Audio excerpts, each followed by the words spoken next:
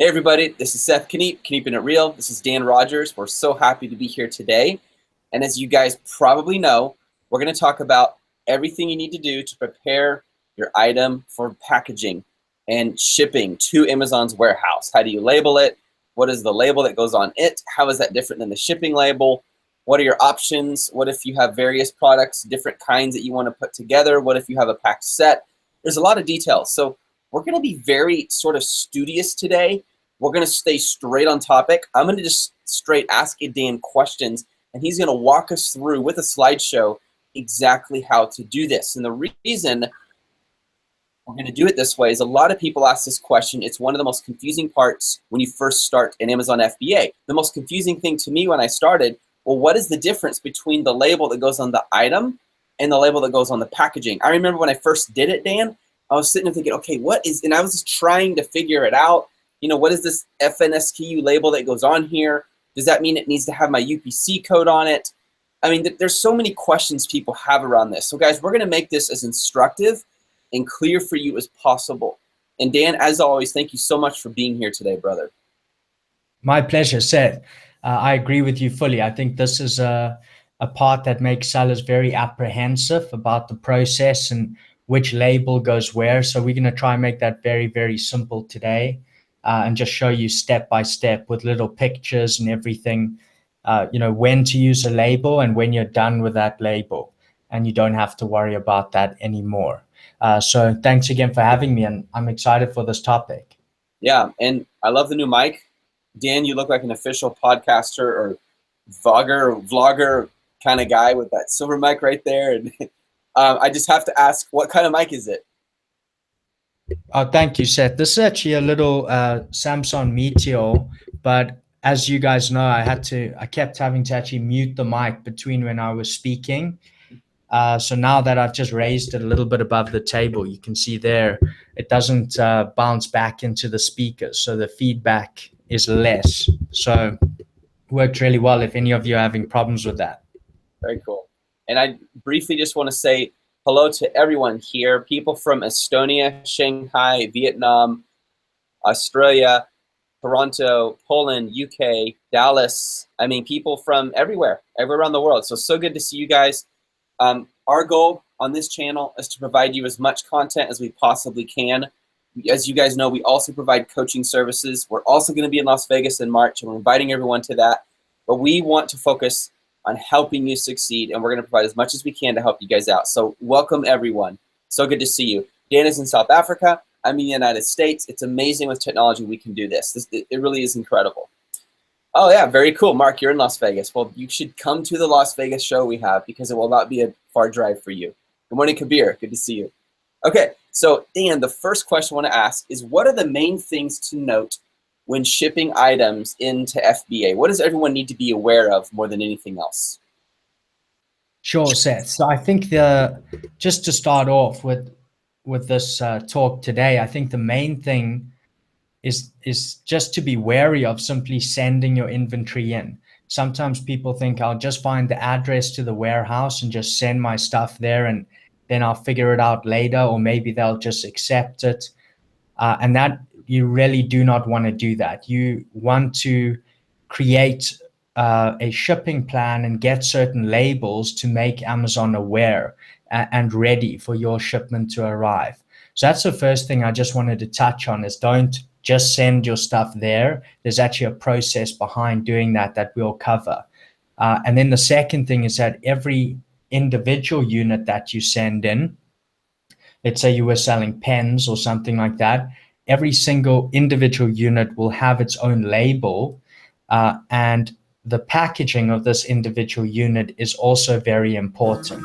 So your individual units will require a label and need to meet packaging guidelines. So for example, Dan, if I am selling a pepper shaker, this item here needs a label? Yes, 100%. So that itself will need a label, and the packaging of that is important as well. And then you're obviously going to ship, maybe you're going to ship multiple of those units in. Right. And when you put all of those units together, then the box that holds all of them, that too will need to meet certain packaging guidelines and have specific labels. So these, Yes, for exactly like example, that. and excuse the fact that the size is just a bit off. The box is a little bigger than needed, but you guys get the idea. If I was to fill these into this box, this needs its own shipping label so that the shipping company can send it. These also need their label. What for, Dan? Yeah, so those will have a specific label that relates to the listing you've made for those on Amazon. So Right. Amazon will know, okay, these are for this listing, and they can put it into your inventory. Got it. And it connects it to me, the seller, so I get credit for that when it sells. And this is for the company, UPS or FedEx or DHL, whoever's shipping it into Amazon's warehouse. Awesome. This makes sense so far. Okay, so here's the next question. What should I do if my product contains loose products? And maybe you should expound a little bit on what we mean by loose products as well, brother. Okay, so we're going to do this via, I think let's make this a bit more interesting with the screen share. Thanks. So just let me know when you can see my screen, Seth. And you should be able to see a PowerPoint presentation in a moment. I can see it. Okay, so what I'm going to do is actually start the slideshow. Let me know when you can see this first slide. Looks good, Dan. I can see it.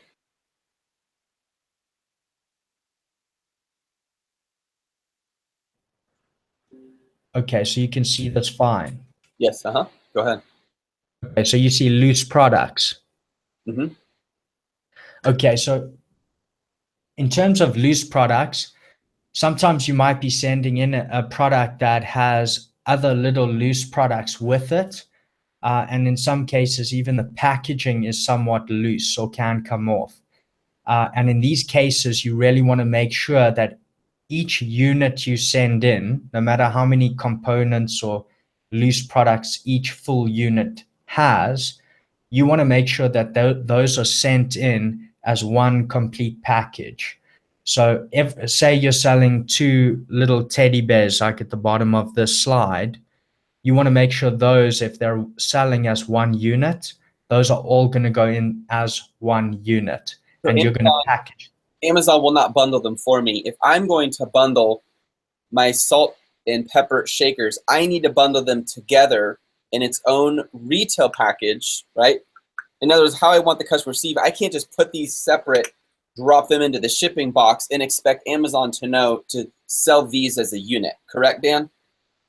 Yes, 100%. So they will not accept the instance in which you just send in multiple units, your say your salt and pepper shakers, you just send those in separately and tell Amazon to bundle them as one unit. They do not accept that.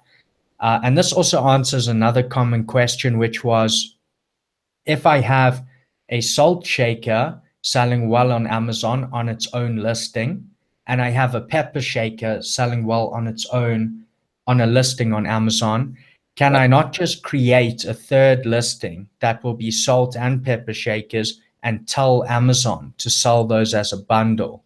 Hmm. And you cannot do that. You will need to send in the salt and pepper shakers in one package together to Amazon for that listing. Right.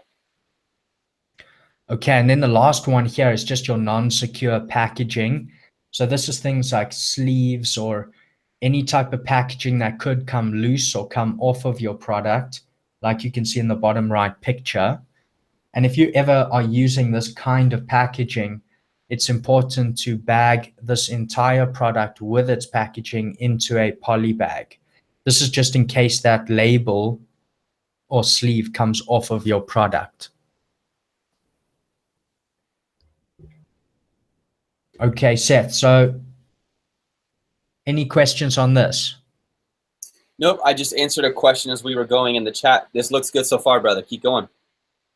Okay, so And everyone, I want to focus as much as we can on the packaging and the bundling, because that's our topic. I love the other questions, but try to keep your questions related to this. That is why I answered Artem's question. No problem, brother, Artem, because it's related. hazmat is related to this kind of stuff. You need to know about that if you're going to send it in. So focus the questions on this topic. That way when people come back and watch this webinar, they know exactly what they're going to get. Go ahead, Dan. Okay. And then the next question you had, let's jump straight into that. Oh, sorry, man. I had to fix my mute. What are the requirements if I'm sending in a product that is sold as a set of items? Okay, this is also a really good question. And if you're selling as a set, you actually need to mark this as a set.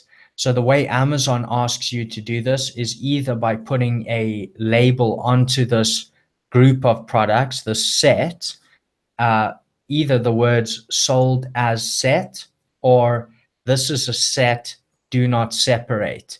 As you can see on the images here, these are actually the images that Amazon uses on the site.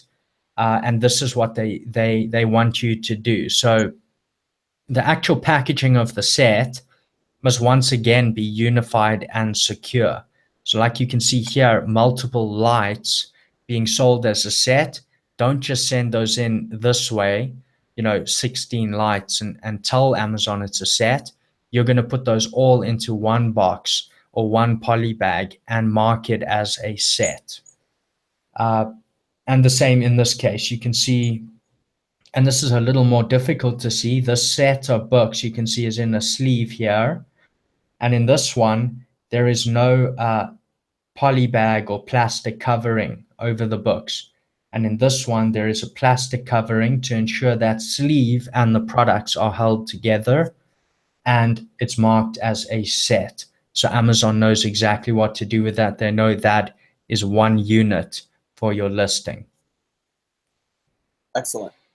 Next question, Dan, is what if my individual products are boxed units? In other words, each individual unit has its own gift or packaging box. It's retail packaging. Okay, so this one, I actually found this a little surprising, but while looking at it, one of the requirements was that boxes must be 6-sided. So I think we can maybe look into that a little bit more, but this is what they said. So if you're doing, I'm sure people already do sell, designer type boxes that are maybe, hexagonal or octagonal. Right, right. But this was what they said on the site, is that your box needs to be 6-sided, and that the lid opening to that box must not be able to open on its own. So it shouldn't be able to just open up and the contents fall out. If that is the case, so if your lid could open quite easily, you need to actually tape or glue or staple that closed to keep it in place. Right. Another thing was that it should not collapse when medium pressure is applied to any of those sides. So I'm not sure how much pressure that is, but this is what they said. So just make sure it's quite strong. It's funny because when you think of a box, you think of 4 sides, but truly a regular box does have 6 sides, guys. I mean, even this one does 1, 2, 3, 4, 5, and 6. So my understanding of that is it has to do with their packaging. And when they stick it in the warehouse, odd shapes make it extremely difficult. And space in retail, real estate is extremely important to Amazon because that is Amazon's strength. It's their distribution system. They have warehouses all over the world, and space is a big deal. That is why if you guys every 6 months you get extra charges for having Amazon hold your items, and if it's not selling quickly, you're wasting money. It's bleeding you money dry. I want to jump to a couple questions here, Dan, as we go, because these are great questions. Oh. So Daniel says, is it more frequent that the manufacturer customizes your packaging, or should you send your product to a packaging company prior to shipping your stock to Amazon? That's a great question, Daniel. So in most cases, the factory that builds your product does not have the equipment to provide the packaging. And many of them will say that they do. Usually, though, it's a different factory. So if you say, hey, I want to sell pepper shaker, and I'm so dyslexic, man. It's funny. When you said pepper, I picked up the salt and vice versa. I looked and said, come on, Seth. And if my kids were here, they'd be laughing right now. But if you were to sell these together, Daniel, and you wanted really nice retail packaging for them, if the factory says, hey, no problem, we'll provide that, they're probably working with another factory. So they have the other factory print it, they send it to these guys and they package it, and they're charging a little more to make it worth their time. So they're making money and they're making money. That's usually how it works 99% of the time. I actually went to China to check this out. And one thing to keep in mind, the charges and the prices for retail packaging or any kind of production of paper or cardboard, they are going up a lot in China because of the environment. China's been cracking down on the smog that gets in the air. Similar to when I was in Los Angeles, love the city, but it's known for a lot of smog, like as a result of fumes and cars and engines and stuff. And so because packaging produces a lot of that junk into the air, they came in and started fining, the government fined a whole bunch of factories for that, and as a result, a lot of them stopped because they couldn't comply. Now there's fewer, therefore there's greater demand, therefore they can charge more, and it's expensive to upgrade your factory to a point where you can do that. So the reason I share all of that, Daniel, is what I would recommend is find a packaging factory that's all they do. In other words, they have all the equipment, they're big enough to where that overhead cost is lower, and they can do these in massive quantities at a better price. Also, we have 3 factories. We don't own them, but we have contacts with 3 factories whom we trust who do this as well. So Just One Dime, if you go to justonedime.com/products, justonedime.com/products, and you scroll down under sourcing, you're going to see retail packaging. Our team handles that, and they're very, very good at it. And you can combine that with shipping as well. So yes, you can go either way, Daniel, but I recommend finding a separate retail packager if you're doing a ton of volume, because you're going to get a better price. Amazon inspection, will they do this? It's a bit overwhelming for me as a beginner and first order. So tell me if you know what he's referring to. Hero says Amazon inspection, Dan. I don't know what you mean by Amazon inspection. If you're referring to a factory inspection or a product inspection, those have to do with the manufacturer. Any idea, Dan, what he might be referring to? Maybe this is something you know. Could you just repeat the question quickly, Seth? Yes, no problem, brother. He says, what about Amazon inspection? Will they do this at all? Maybe a hazmat review. Yeah. If that's it, then what that means, Hero, is you need to get the material safety data sheet from the factory and use that information to fill out the hazmat form to submit to Amazon, because Amazon needs to know how much products in their warehouse are actually dangerous. And one of you guys asked, can I actually ship items with hazmat type materials? You can. You have to fill out the form so they know. Amazon has to tell you, hey, this is a hazmat. They have to tell the government, this is a hazmat facility. It has this amount of maple syrup or batteries in it, or car brake oil or motor oil in this warehouse. Therefore, it's now classified as hazmat. So hazmat isn't like a restriction, you guys. It just relates to transportation. You have to fill out the form, and it takes longer. And chances are, if you're doing it right now, it's going to take a long time because Amazon's so busy. So I don't recommend doing that during the season. I would wait until January. Anything you want to add to that, brother? No, Seth, I think you covered most of it. I agree. It's going to take quite a long time to get through any hazmat review right now. And then, as a general rule of thumb, if your product possesses labels such as that flammable label with the little flame icon, right, any kind of hazardous label like that, Amazon is definitely going to prompt you for a hazmat review. Anything that's dangerous at all or contains chemicals or batteries, that will probably be prompted for hazmat information. Absolutely. And sometimes you will be prompted for it even when your product is not dangerous. So it is a very good question, probably a whole nother topic we could cover in a different webinar. Yeah, and also, guys, when you fill out your listing, create that listing early before you're even ready to sell. That way, Amazon, if there is an issue, it will get flagged, and now you know what the issue is you need to address even before you had your product built. Yes, so the answer to, I hope that's helpful, brother. Let me know if that answers your question. And then the next question is, could you tell us the dimensions that a product should be to have minimum FBA charges?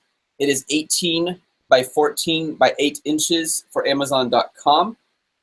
And the United Kingdom is a bit different, and then Dan, you'll have to remind me what it is if you remember off the top of your head. Off the top of my head, it's just a little bit larger than that size. It's about 10 inches. and then the rest are very similar. But it's very, very similar, about the same, just a little bit bigger. Yeah. And then I think we have one more question or two. Artem said, can I sell, getting feedback, brother. Can you hear? I don't know if you can hear that. Can I sell nearly 50 products in one UPC code if it is a set? So each FNSK, each UPC code applies to one kind of products. You could sell 10,000 of these as long as they have the same UPC code, and you want that to be a legitimate UPC code. Getting those off of eBay. We used to do it, and all the ones I've used have worked great, but Amazon's starting to resist that as well. Okay, cool. Carry on, brother. Here, I'll ask the next question. Okay, what if many sellers will need to use polybags, Dan? When will you use these, and what are the requirements of polybags? And there's some people here are going to wonder, what is a polybag? You hear about it talked all the time, and people kind of assume, hey, this is what is a polybag? Is it some kind of special material? Could you expound on that, brother? Sure, Seth. So this a poly bag's just basically a plastic bag that's going to contain your product and keep that product or set of products as one unit, so that Amazon knows exactly what is sold. Each time that unit, or each time a listing makes a sale, one poly bag will be what is shipped to the customer. So it just contains your products. And there are some regulations with the poly bags that we can take into account if we look at it in detail. The first one was that if the poly bag has a 5-inch opening or wider when on a flat surface, so when you put it down on the table, if that opening is 5 inches or more, then you need to actually affix a suffocation warning to that poly bag as well. So that needs to be printed onto the bag or attached, and it needs to be quite clear and prominent. And this is a good example that you can actually use. This is one of Amazon's actual suggestions. And you guys can read that there. It just says, warning, to avoid danger of suffocation, keep this plastic bag away from babies and children. Do not use this bag in cribs, beds, carriages, or playpens. This bag is not a toy. And then they even have this table here, which is a minimum size that you should use for the font of that label according to the size of your poly bag. And I know this is very, very detailed, but to ensure we cover it all, I put this here as well. So you can see there, if you measure your poly bag, if the total length plus the total width of that bag is, for example, 60 inches or more, then the font should be 24 points or larger. And then you can see the other size categories there. And then the poly bag itself should be a thickness of about 1.5 millimeters or more. And this is quite important. You should keep these transparent. So don't do I think they are allowed to have a certain hue to them, but they still must be transparent so that you can see through them. Every poly bag will need a barcode. So this could be your EAN or UPC, but let's forget about that for now because that makes it confusing. Quick question. I just go ahead. You mentioned that the limitations on the length, if this was a bag, the length plus the width. Are you referring to the entire length and width, the perimeter, or just here and here? Does that make sense? Yes, so it would be when you actually lie that poly bag flat on the table and you measure the length of the poly bag from top to bottom and then the width from side to side, and you add those two together. Gotcha. What measurement is that? So it could be, for example, 10 inches plus 5 inches. Then we know, okay, this is a 15-inch category is what this fits into, and then it would be less than 29 inches. Then our actual font needs to be 10 points or higher in terms of size. Excellent. Thank you, brother. Okay, and then every one of these poly bags needs to have a barcode. So in most cases, that will actually be an XOO label. that is scannable through the poly bag or affixed to the outside of the bag. And that XOO label is the one you will find beneath the barcode on the FNSKU. And we'll get more into this and explain the FNSKU clearly. But in other words, to make this quite simple, having your FNSKU affixed to the outside of the poly bag is a very good route to take. That will cover your bases and make sure that that barcode is readable and easy to be scanned when your products hit the warehouse. Quick question, Dan. Yes. Poly bags are not the prettiest packaging on earth, and the perceived value drops quite a bit when it's in a bag versus a box or a combination, maybe the kind of cutout plastic packaging where you fit the items in different little slots. There's a word for that. It's slipping my mind at the moment.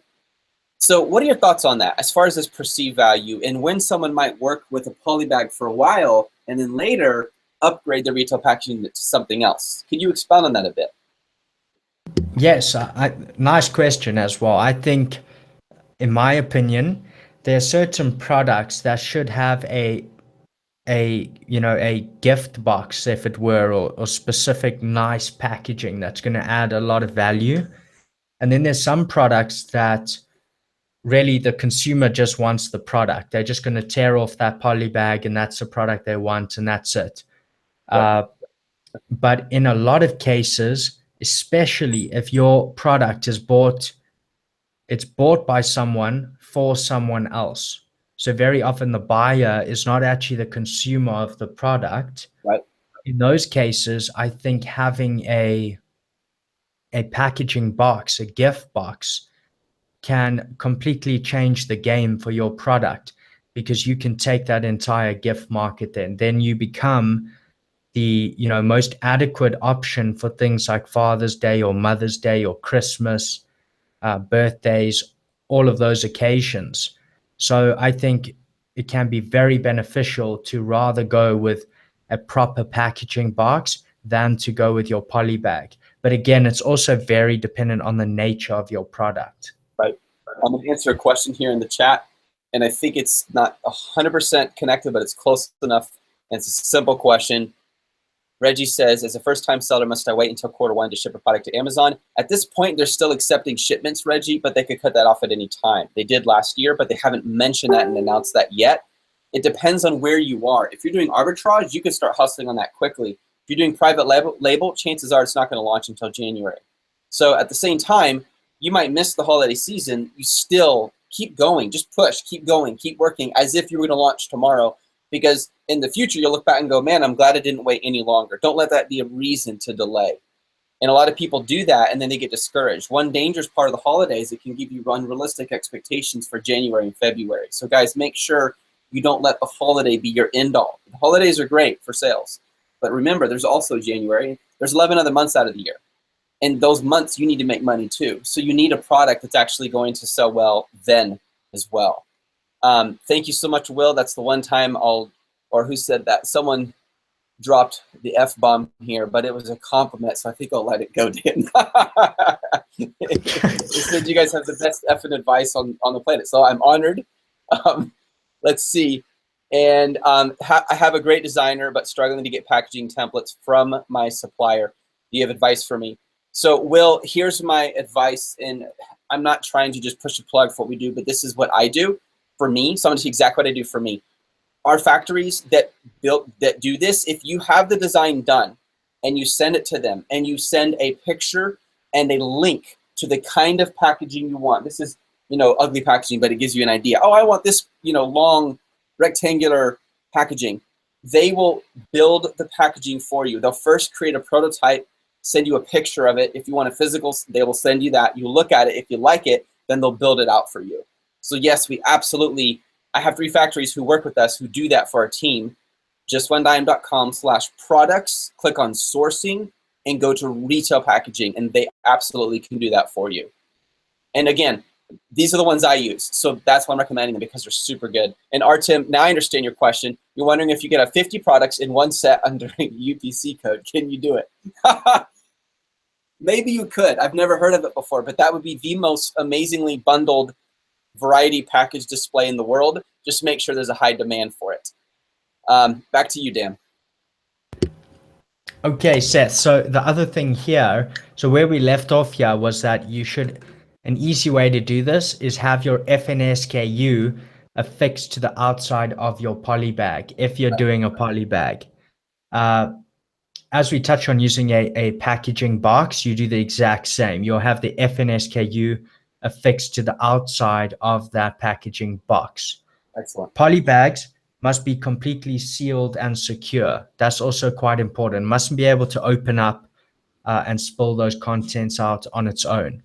The poly bag and any other packing, such as bubble wrap, etc., anything else you have around that product, shouldn't extend more than 3 inches past the dimensions of your actual product inside that packaging.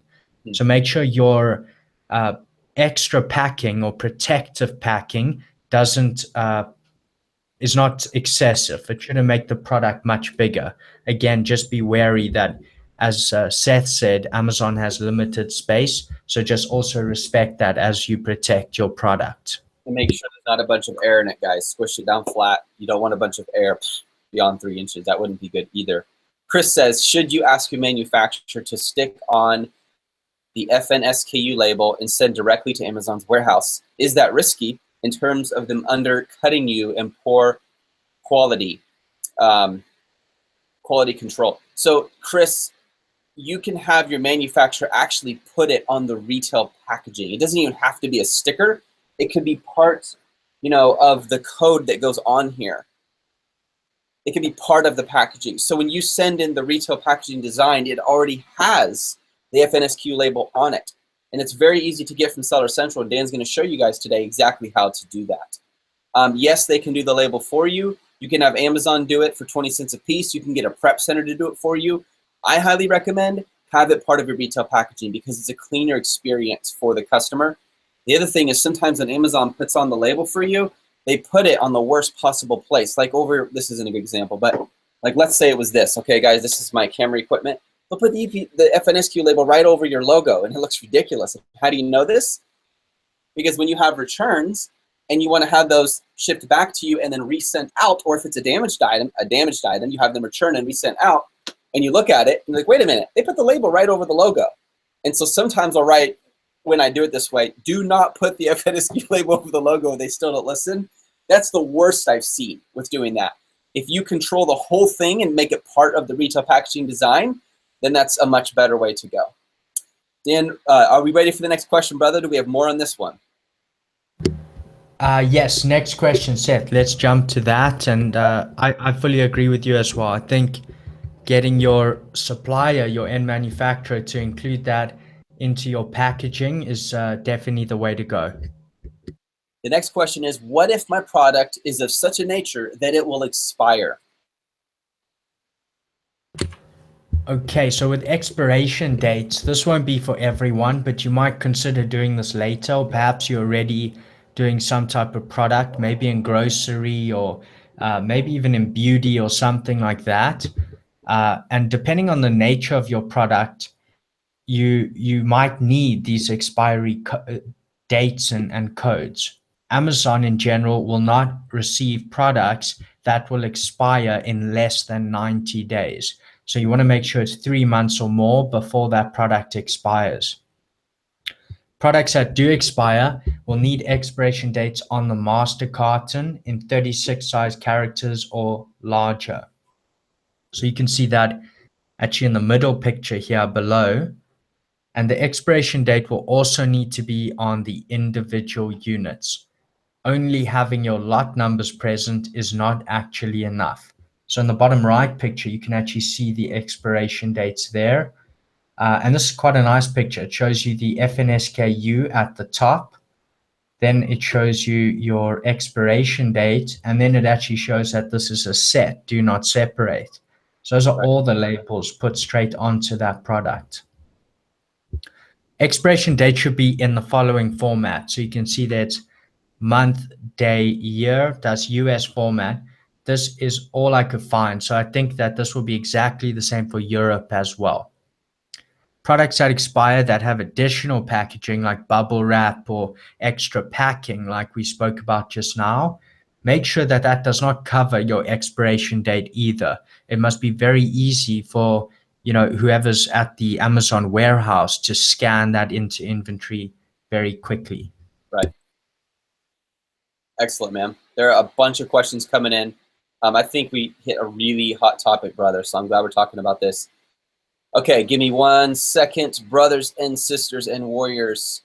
Let's see, going down to find, let's see, shipped item with what would each shipped item must have a label. What should the label include? We're going to get to that, Eunice, no problem. Good evening, Paul. Thank you, Madden, and keep going. Damon's, okay, that's not a question. Should you ask your manufacturer to stick on? Okay, no, we covered that. Sorry, guys. Let's see. Okay, Pranav says this. Our competitor sells products with some promotional pamphlets along with each item through FBA. How does Amazon FBA do this? Does Amazon FBA allow us to send promo material with each order? So on paper, Amazon says you cannot include your website or anything pointing back to your online store, whether it's through the messaging system or through anything you include in your package, whatever you're selling them. By experience, however, and this is the experience of tens of thousands of people, this is never called out. I've never seen it called out before. In other words, sending in your information sending in a pamphlet or a website or something like that with the retail packaging, with what you're selling. However, if you do that through Seller Central, they will catch you. Don't do it. Don't send your website there. We used to do it until they started noticing, like, no, you can't do this anymore, and I didn't want to get our account suspended, so we stopped. So yes, you can absolutely do this print off. Just make sure, as Dan mentioned, it's all inside the retail packaging, sold as one set together. It can't be separated. So for example, when I ordered this extra equipment for my camera, it came with stuff inside. Let me see if it's still in there. Aha.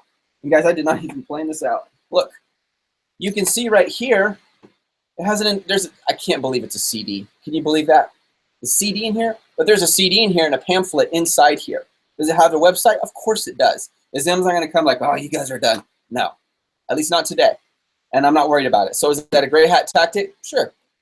I still do it, and I recommend you do it as well. The most powerful way to build up your own online following through Amazon is when you sell your products, include something physical, a paper that gives them something to do that's of value. And then they go to a landing page. They give you their name and email, and make sure you do this through a trusted email system. And they collect that information, and you send them something of great value. It could be 17 tips on how to set this up. It could be the 3 funniest ways people use video cameras. It could be all sorts of things. Anything that you think they would really, really like. Something that surprises and delights them, but absolutely you can include that in there. Sunny says, my question is, my product and packaging is ready. Do I need to pack up my products individually or send a carton with products and packaging? We're about to answer that exact question, Sunny. Excellent question. I make soaps. I want to sell them on Amazon FBA. This will be the first time I make business with them. Is it true that they charge money for ungating and all topics are gated for new sellers? So it depends. Here's what they charge money for. They charge money if you're trying to get ungated to sell a brand like Nike, for example, or Disney, because they have a deal with that company, and that company needs to be paid. Basically, they're giving you licensing rights to sell it on Amazon. So just like if I walked up to someone and said, hey, I really like this rooster stand. This thing is awesome, guys, by the way. Every time at a coffee shop, every single time, Dan, someone comes by and says, where'd you get that? Can I get a picture of it? Where'd you find it? And I'm like, man, they should be paying me a referral fee. I've sold so many of these just because I like them. But these hold your laptop. So someone came along and said, yeah, I would really like to sell these as well. Well, this is a patented product. So I need a license. I have to pay a fee to do that. That's different than being ungated in a category. Being ungated in a category is separate. It means you have to sell a whole lot, and then you have to send in receipts to prove that you are using a legitimate manufacturer. And once you're approved, then they let you in. And some things are harder and some things are easier. Okay, let's see. I have the intention to give you guys, oh, no problem, Madison. It's fine. It's fine. It's cool. I'm not like one of those people like, oh, you cuss. No, I was just making a joke. You're good. What about the packaging of knives? What is the best practice? We will cover that. Sharp items. If you can sell knives, yes. If I were to get someone to create a design for packaging, how would I know what template to send to the supplier? Would you need to find out what size of packaging the supplier already uses? Yes, you would, Darius. And you also need to talk to the factory. They need to see it. So the way we set it up with ours is we literally fill out an entire form, makes it super easy, answer every question so that that factory can see exactly what we want. Then we send them the design. And someone at the factory can actually tweak it for you to make it fit the packaging, or they may go back to your designer and say, hey, do this. You get them working together. There's always a way. You just have to reach out and ask those questions. What's up, Alejandro? Good to see you, brother. Hey, Seth, can we box products when needed with their company's logo on them when doing retail arbitrage? Can we box products? No. Don't. Let me think here. I got to think about this one. I've never tried this before, Dan.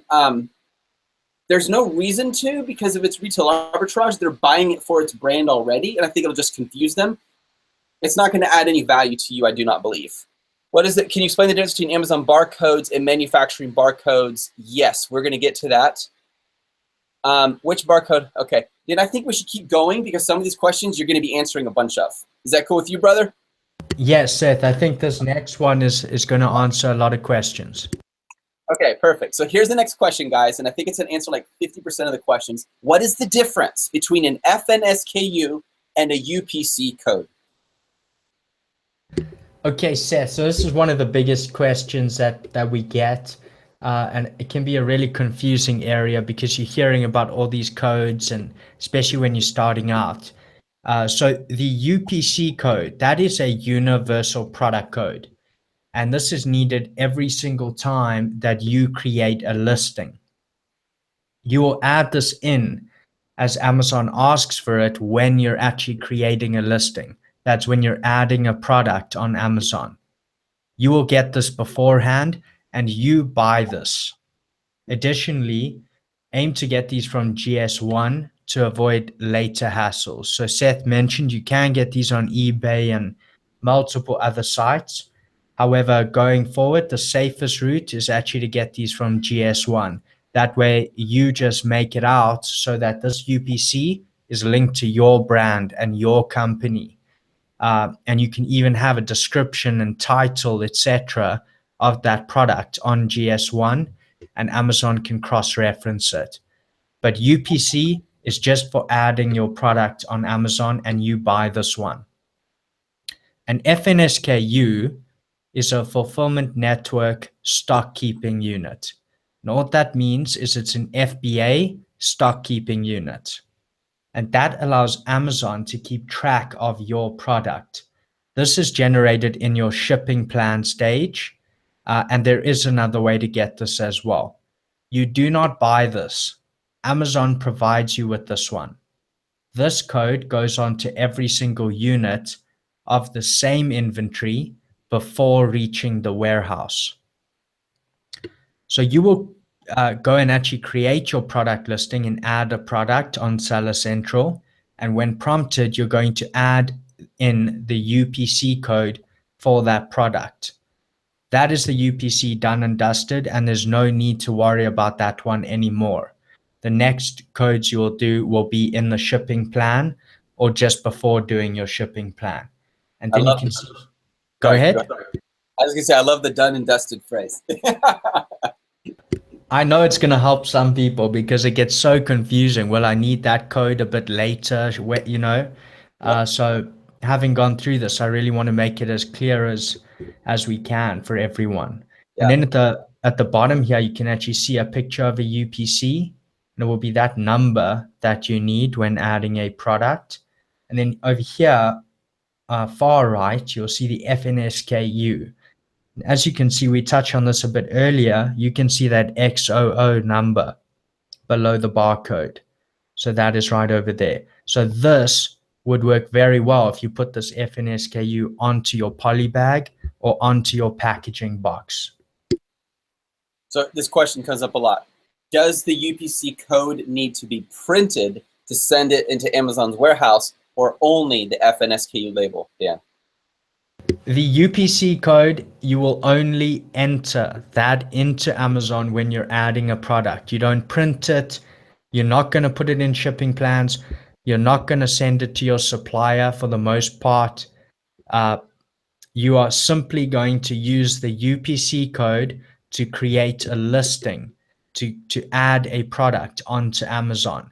Once you've done that, your listing now has a universal product code, and that is the UPC done and dusted.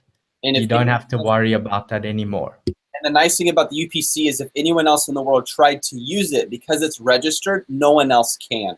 So you can't have, that's why sometimes when people buy UPC codes off of a shady seller and they get it and it doesn't work because it's already been registered. So make sure you're buying, I mean, the safest way is to go to GS1. They're expensive, but once you have one UPC code, it lasts forever, and you can sell like one UPC code for my product, and you can use it again and again and again and again and again and again. It doesn't matter.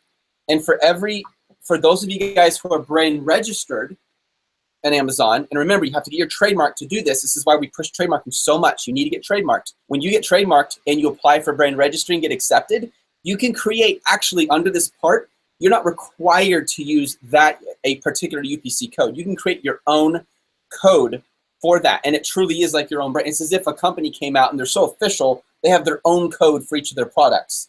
Some people like that. To me, it makes no difference because no one goes, well, let me look at that code. It's not a big deal to me, but that's just something in case some of you guys are interested in that, something you need to be aware of.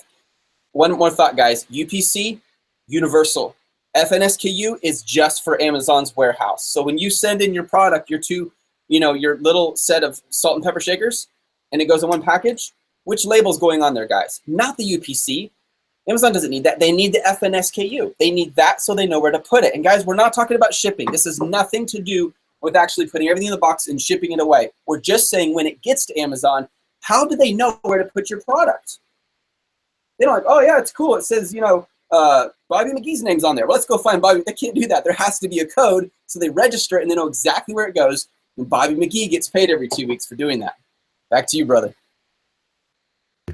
Okay, Seth. So let's jump to the next section. All right. What was your question on this part? All right. I got lots of questions, man. When I need to ship my units into FBA, what do I need, and how should I start my shipping plan? Several people have asked about shipping, and guys, we're going to cover this like crazy. Help us out here, brother.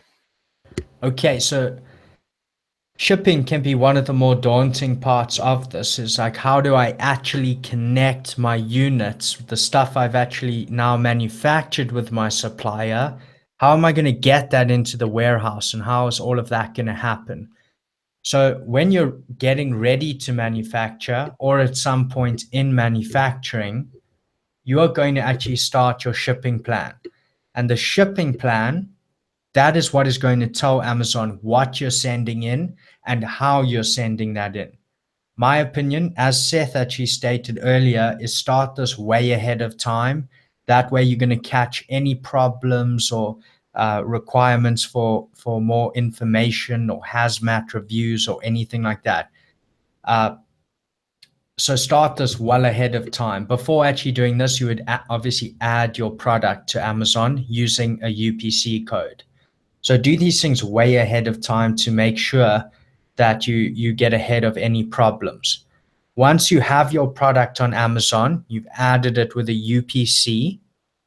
To start the shipping plan, you're actually going to click on Send Replenish Inventory in the drop down on the right of that listing. Okay, so you can see in this image down here, you would click Edit on the right-hand side of that listing in Seller Central, and then click on Send Replenish Inventory. And the next step would be that this will actually get you into the shipping plan process. At this stage, you're going to select Create a New Shipment if it is a new shipment. And almost always, you can select one of two options. It's going to be individual products or case pack products. And the difference between the two, you can see from the images at the bottom here. Case packed, you're going to choose this if all those units are the exact same inside that box or inside that case pack. All of those units will have the same FNSKU. Also, the number of units per case for that same type of product, let's say salt shakers, all of the number of units per case has to be the same for every case. most of the time you'll choose this kind of shipping method if you're doing large quantities of like private label goods, Yeah. because you might be sending in, say, 500, and then you're going to send in 10 of these cases that have 50 units in each case. One thing I just want to interject real quickly, Dan, is, and this, a lot of people have asked this on our team as well. When you guys are shipping a product, let's say we'll use the salt and pepper shakers, if you're only sending in like 10 or 15, we used to do this to test products. We found a better way to do it. We used to do this. I have an old video on YouTube in this very room with a whole bunch of boxes behind me. We would send them out and test them, and then really quick buy others, arbitrage to get them out and get them going, then create our own private label version. If you're just sending in like 10 boxes, chances are when you create that shipping label, you know what they're going to do? They're going to split it, and it's going to go to multiple warehouses. Now you're paying ridiculous fee. 3 go to this warehouse, 2 go to this warehouse. Now, we were willing to do it because it was a test. It's like market research. Of course, you're going to have to spend money and time to do market research. When you do a greater quantity, that's where you save money. Once you're up to 50, 70, 80, 100, 200, 1,000, all of a sudden now you're sending these big boxes.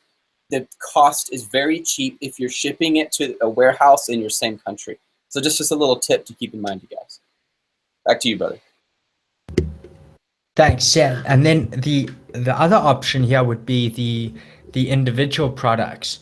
If the units in that case differ in terms of the SKU, the quantities, or the condition. So that just means that these are different products. They're not the same salt shaker. That you have salt shakers, pepper shakers, all different type of kitchenware in that box.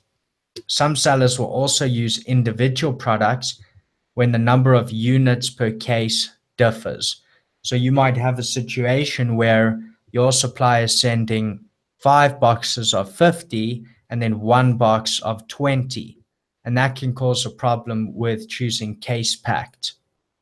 We can expand on this a little bit, but you basically have 2 options when that happens. Either choose individual products and split it up that way, or you can do case packed and you just do 2 shipments, 1 for the first 5 cases, 1 for the last case of 20. So we'll get more into that one as well. But the next thing here would be just to expand a bit on case packed. I think there was a question on case packed, Seth. I am answering them fiercely, and I don't see it yet. If someone asked about it, just retype it and we'll catch it. Go ahead, Dan. Okay, so with the case pack products, all of your products in each box have a matching SKU. That means it's the exact same product. You might have a listing of salt shakers, and you maybe do blue and green salt shakers. The same SKU will be the same color of salt shakers. I don't want to make it confusing, but same SKU is the exact same product, and those products are of the same condition. So what For you're us, saying, often, I interrupt you, but just to make clear, so you're saying 1 SKU for this one, 1 SKU for this one. yeah. So the products in each box will have a matching SKU. So if we are sending in 10 green salt shakers and 10 blue salt shakers, those cannot go into the same box because those will be different SKUs because they are different colors. However, if we were sending in 500 green salt shakers, we could send those case packed 10 boxes of 50, let's say. We could send them all in case packed because they're all a matching SKU. They're the exact same product that we are selling. So each variation of, okay, so we'll use this as an example again. We got the salt one and the pepper one. Each variation that's sold as its own separate selling unit, let's use the color, it's easier, red and blue, has to have its own box. We don't mix those, correct? Yes, when doing case packed items, you will not mix those. So guys, if you're selling, 5 different sizes of shoes, each box that you ship out when you're doing case packaging is going to have just size 10. The next one, just 10 and a half. The next one, just 11. Then just 20 if you have huge feet. You guys get the idea? Go ahead, back to you, brother. I just want to make sure everyone's clear on it. Great. And just to make this a bit clearer, the reason why they do this, the reason why case packed even exists, and the reason it's so strict on it being the exact same products inside that box, is case packed is meant to make receiving your order, receiving your shipment to the warehouse much faster in terms of processing that into your inventory.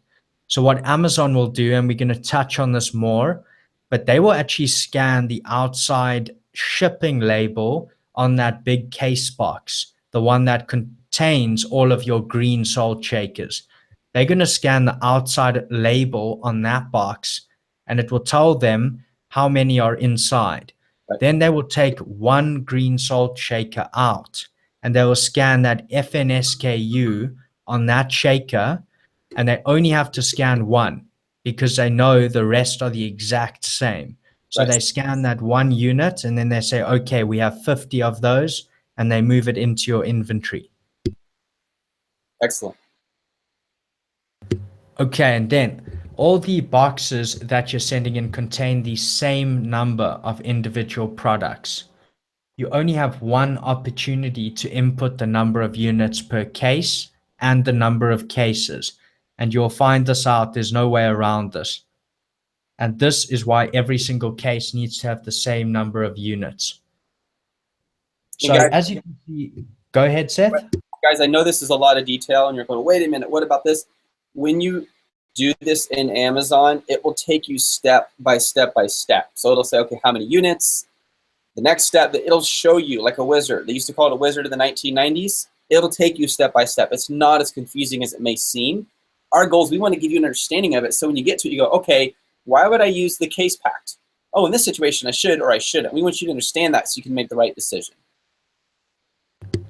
And then here you can see on this middle image, it says there units per case and number of cases. So when you actually set this up, that is the only opportunity you are going to have to input that data. You cannot say and one case with a lesser number of units. That is the only opportunity you have. So if you do have, say, one extra case of the exact same product, but with maybe a different number of units, say most of your cases have 50 units per case, then you have one extra case with, say, 20 units, you can just create a separate shipping plan for that one case. And if you do that method, make sure that those are being sent to the same warehouse. That's the most important thing. There is also another way that you can actually combine these shipments into basically one shipping plan to make sure it goes to one warehouse, but I don't want to get into too much detail on that. We're just going to outline the main points here. The next thing with case packed is do not exceed 150 units per case. So this is their maximum. They don't want you to have, say, 300 units in one case. Max is 150. And your boxes, this was an interesting one, should not exceed 25 inches on any side. That is the maximum. Although I have seen on a lot of forums that sellers have sent in much bigger boxes before, that's actually what they detail on the official Amazon page. 25 inches is the maximum for any side of your cases. The fulfillment center will simply scan. We touched on this, so they are gonna scan one unit from that box and then move it into inventory because they know how many are in there. And then lastly, sometimes your supplier or manufacturer, they might pack all of your cases, so those boxes that hold your individual units, they might pack multiple of those into a larger box, which is known as a master carton. So just note, master cartons do not qualify as case packs, and you need to split those down into the appropriate case packs before actually sending them in. Okay. And then for us, most of the time, I think people will be sending in case packed items. And when you're doing this, you will actually need to fill in some details when you actually start the shipping plan. So if you're wondering, what do I need before I actually start the shipping plan? These are the things you're going to want to get from your supplier before you start the shipping plan to send your stuff to the warehouse. First thing, you want to know the number of cases. So how many big shipping boxes, big cardboard boxes that hold your individual units inside, how many of those are there? What are the size of those? What's the size of the cases and what is the weight of the cases? And then what number of units is in each case? The other thing you will need is the supplier's address, and you will input that at the top of the shipping plan. Have those ready before the shipping plan, input what's required, and this way you can easily get all the labels as you move through the process. On page 1, you'll put in that address and your units per case and the number of cases, and later you will input the size and weight of each case. More on the specific labels you will get in this process after this slide. But are there any questions there, Seth, or anything you want to add? Brother, I'm just answering them as we go, and I think we're good. Guys, these are awesome questions, and if I missed you, just repost it, because what happens, it scrolls up fast. And as much as you can, guys, just ask questions, because when there's a comment, you comment every comment, it uses up more time. Totally appreciate the thankful comments, but I just want to focus on helping you guys with as much content on this as our goal, so you can literally right now after this, you can go and prepare for shipping. That's our goal. We want to show you very tactically. Okay, let me see. There are a couple here. I was thinking 75 to 100 as a test. So Paul, the other way to test is you do it through PPC. We're teaching this more and more on our team. It's extremely effective. What we mean by that is you just buy exactly 75 to 100 is a great number to start with, maybe even 30 or 50. Literally, we're doing this right now with new products. And you buy them, you get them, you send them in, you run a PPCI campaign, and the PPCI campaign tells you what people are searching for. When someone's searching for something a little bit different than what you're selling, oh, man, no one else is selling this. Then you sell that item, and that item starts to take off. It's one of the most effective ways to do product research, is find out what people are searching for that no one's actually selling. That's actually more effective than finding what people are selling and comparing that to yours. Unless you differentiate yours really well, it's very difficult. And that's a huge topic there and something very close to Dan's heart, I know. Is there any information which needs to be printed on the shipping cases? Okay, so let's go to that. Dan, is that your next slide, brother? Yes, let's get into this. So this is about the labels that you will actually get in your shipping process. And the first one you're going to get is the FNSKU. You're going to get that from Amazon during the shipping plan process. You want to download and save these.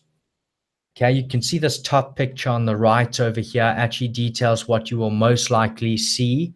It will list all of your FNSKUs for your item. If you are case packed with the same SKU, you will only need to send one of these to your supplier, as they will all be exactly the same. You want to download, save those, send them to your supplier. And you can also get these FNSKUs before creating the shipping plan. So this is important for those who want to rather do the shipping plan later, but I need my FNSKU right now in order to send that for inclusion on the packaging or on the poly bag. Go ahead, Seth. This is what a few people had asked. So when you want the supplier, when they're doing the retail packaging, you guys, the best way, let's just say this is your retail packaging, the best way to get that on there, the FNSKU label on the packaging, is what Dan's saying. You have to go into Seller Central and create it. You have to create your shipping plan so it pops up. Then you just take that little image and you send it to your supplier. It's very easy for them to put that on the retail packaging. So now when you're selling your item, and let's say this is the item, that label is on this item. And if there's packaging over this, like how they sometimes do cardboard, that's fine too. It'll be on there. Then when Amazon receives it, scan it, they know exactly where to put it. Back to you, brother.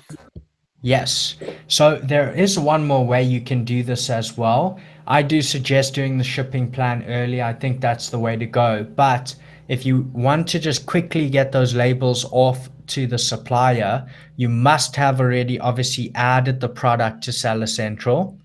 And then what you will do is you're going to go to that listing on Seller Central in, say, Manage Inventory, and you're going to click on Edit on that exact listing, and then you will click Print Item Labels. When you do that, that is going to give you the FNSKU for that item. You can send that to your supplier, exactly as Seth said now, for inclusion on your packaging as well. So that is another way to get it, although you will get it in the shipping plan. And then, yes, you'll just apply those to your product, your packaging. If you get it through the shipping plan, you definitely want to obviously start the shipping plan before you even manufacture. And then this was another case. So this is not something I do due to location. But if you, for example, live in the US or the UK and you're selling on one of those sites, you could also save these FNSKUs until your supplier sends you your shipment at your house, and then you can apply those to the products or packaging yourself before sending them into FBA. That's going to take up a lot of your time and isn't very scalable though.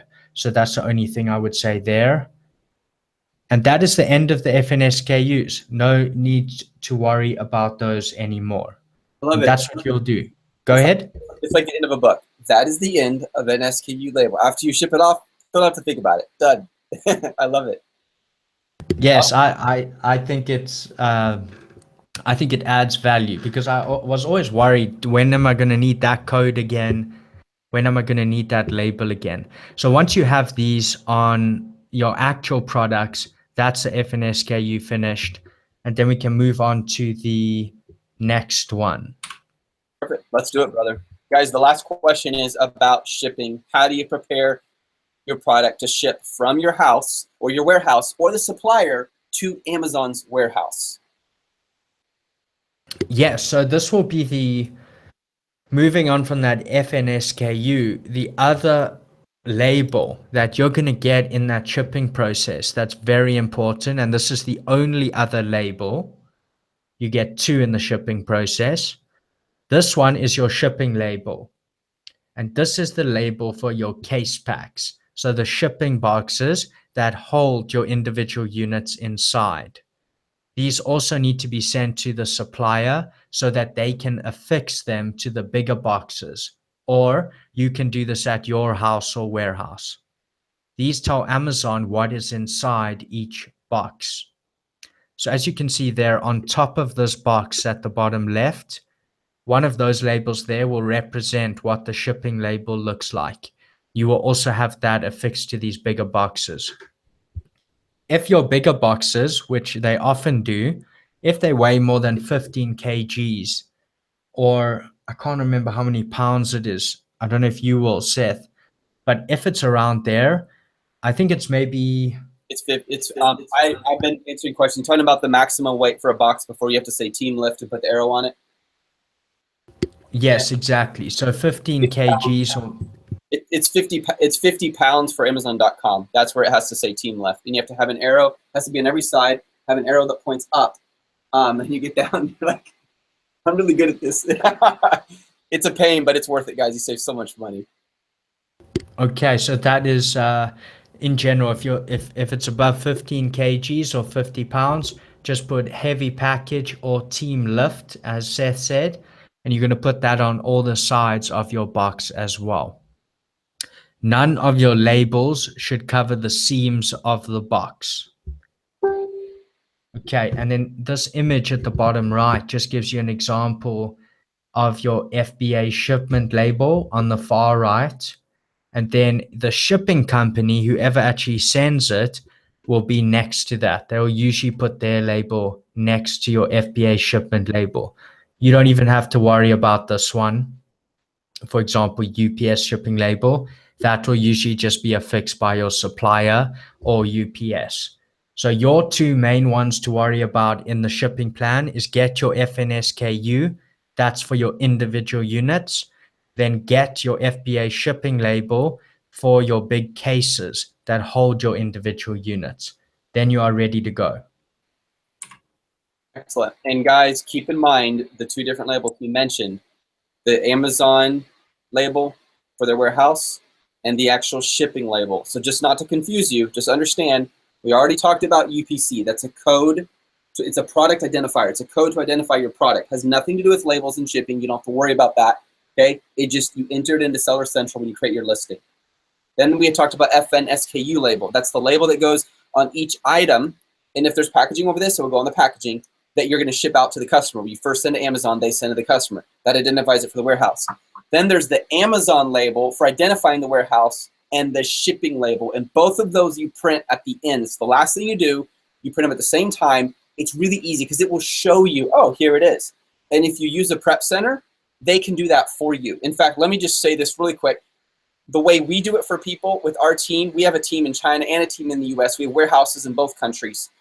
The way we do it is we actually, our team, not me personally, but our team, you will give them limited access to your account. Sub-users, they can't go in and see, you know, your numbers and your store and all that. All they have access to is the shipping plan.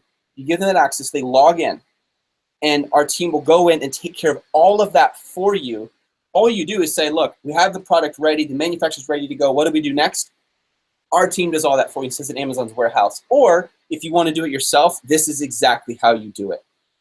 Anything you want to add to that, Dan? Do you want to expound a little bit on the shipping label and then the Amazon label that goes on the top of the box? No, Seth, I think you covered most of this. Just to give a quick run through of it again, you're just going to use you're going to get your UPC. You're going to buy the UPC. That's the code you use to add a product to Amazon. Once you've done that, that's a UPC finished.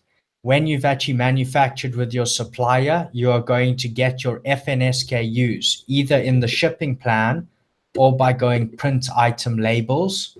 And you're going to send those to your supplier to put on each individual unit. Lastly, you're going to get a FBA shipping label or warehouse label in the shipping plan as well. And that will go on the big cases, the cardboard boxes that hold your individual units inside. And then lastly, obviously the shipping company. Those are the three labels you just need to worry about. But the shipping company will then come along and put their label on that as well for international freight. But that's the labels, and that's all you need to worry about. So I hope it's just given a little more clarity. Awesome. I love this question. Dash says, can we cover made in China with FNSKU? That's so funny. He's like, let me cover that up. I have a couple thoughts on that. One is the quality of products in China has gone up a lot. When I was a kid, I always heard, oh, if it's made in China, it's cheap. It's actually no longer necessarily true. They make cheap stuff and they make extremely high quality stuff. They do both now. China's changed a lot in that way. Second, there's less of I can't think of the word, man. I'm tired, but what is the word? A negative feel, a negative perspective. Help me out, team. Stigma, that's the right word. Stigma. There's less of a stigma if it says made in China than there used to be. What you can do though is if you design the product yourself, you can put design in the US. Now some sellers, they lie and say made in the US. I don't recommend it because when Amazon catches that, you're gone. Just don't do it, guys. It's not worth getting a few extra sales, even if it lasts for a year, and then getting banned. Other people are gonna keep going and pass you up. So I don't recommend that at all. That's dangerous, and it's extremely against like transportation import law to do that. It has to say if it was made in China. So I wouldn't try to cover it up. I completely understand the reasons why, Dash. I like that you're thinking outside the box. I compliment you for that, but I don't recommend doing it, man. Don't do it. And I wouldn't worry about that. Focus on differentiating. People every day buy stuff that says made in China, and it has very little impact on sales anymore. Sometimes, if it's a really unique product, it was designed, it's a new invention made in the US, people love that, or made in the UK, they love that. I have a friend who does this in the UK. He does a bunch of health and cleaning type natural organic products, and everything's in the UK. It's amazing, and people love that. So there's a time and a place for that, but I wouldn't try to skirt the issue at all. Back to you. Yeah. No, Seth, that is everything from my side. Are there any other questions we should tackle there, or where are we at? Yeah, so let's see. Jonathan says, I thought the UPC GTIN code replaces the FN SKU usage. From what you're saying, we will only use the UPC code to create the listing, but we'll also have to add the FN SKU code to each unit as well. So remember, yes, you can do that. You can use the UPC code. You can. In my experience, and it is very limited with this, it slows it down. and Amazon prefers and recommends the FNSKU. And Jonathan, it's super simple. You just go in and you print the label and it's right there. They generate that for you. So I wouldn't even think twice about it. What is the process for importing from China to the US? So Jessica, first, let me give you some general guidelines. Don't try to import liquids. Don't try to import anything you put inside your body, okay? Second, if you import anything that goes on top of your body, use Air Express. Use Express Air because you can get a lot of stuff under the radar. Now I sound illegal here, Dan, but you really can. A lot of stuff under the radar doing Air Express. The slower it ships, the more strict the requirements are. So if you do Air Express, you're usually going to do that through DHL, FedEx, or UPS. It's going to be 5 to 7 days, and they take care of all the customs for you. It's also the most expensive. If you're doing heavy items or large items, even if it's as large as those foam, those things get big unless you pack them tight, but they take up a lot of space still. Or like Nerf dart type stuff, I almost sold those once. It takes up tons of space, and so you're going to pay more for the space that it uses up. Does that make sense? We could go on this for a while. Man, it is already 8:14. I can't believe it, Dan. This has flown by. I'm going to answer this question for Jessica, and then we're going to close. And Dan, thank you for going an extra 14 minutes. And everyone, thank you for the questions and the help, Damon's and other people. Appreciate you guys. So just a couple guidelines. There are 3 kinds of shipping, Jessica. There's Air Express. That's the fastest and the most expensive, and usually it's going to be through FedEx, UPS, DHL. Okay, that's one. TNT as well. I always forget about those guys. They had a bad rep for a while, but they've been getting better. Then there's air freight, which is slower, and it's by plane. And usually, not always, it's from airport to airport. So Air Express is usually from factory to door to door. Usually, not always. And then air freight is a little bit slower. It's like 10 days, but it's also cheaper. That's like when you are on a commercial airliner and it's huge. Have you guys ever noticed the huge bottom at the bottom? Those sometimes are Amazon products going. They'll use commercial airlines to ship these, which is slower, a little bit, cheaper, yes. And if it just goes airport to airport, you need someone to help you with customs to get it in. Unless you want to show up at the airport and fill out a 50-page document and not know what the heck it is, unless you have experience in this, you pay someone to help you with that. Finally, there's shipping by sea. Okay, this is the cheapest if it's a large order. Do not do it if you're doing under 200 pounds of goods, as a general rule. And this is also the most strict because you have to put in your tariff code, which is like your identifies the product. You have your entry, what's it called? Is it ISF? I forget now. There's a form you have to fill out. You have to get a bond with the U.S. government if it's U.S. import bond. There's a bunch of stuff, a lot of stuff going on, and but it's cheap.